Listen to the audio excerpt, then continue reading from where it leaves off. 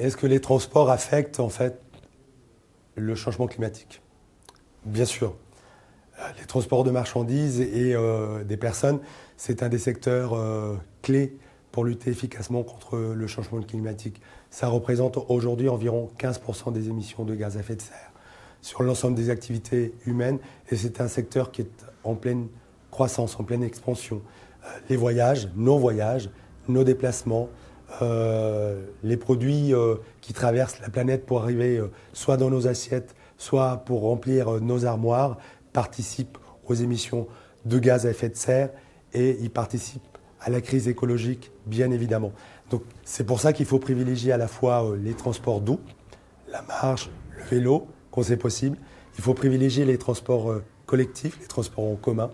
C'est pour ça qu'il faut aussi lutter pour qu'un outil, un service public comme la SNCF ne soit pas privatisé et démantelé, comme ça a été le cas ailleurs dans d'autres pays d'Europe, comme en Grande-Bretagne par exemple, qu'il faut éviter de continuer à financer l'exploitation des hydrocarbures et des énergies fossiles qui participent très directement aux contaminations, aux pollutions et aux émissions de gaz à effet de serre nuisibles, et qu'il faut privilégier également la consommation de produits locaux.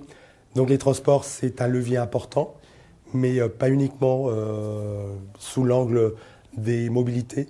Je pense qu'il faut aussi l'interpréter, l'intégrer dans une démarche plus globale.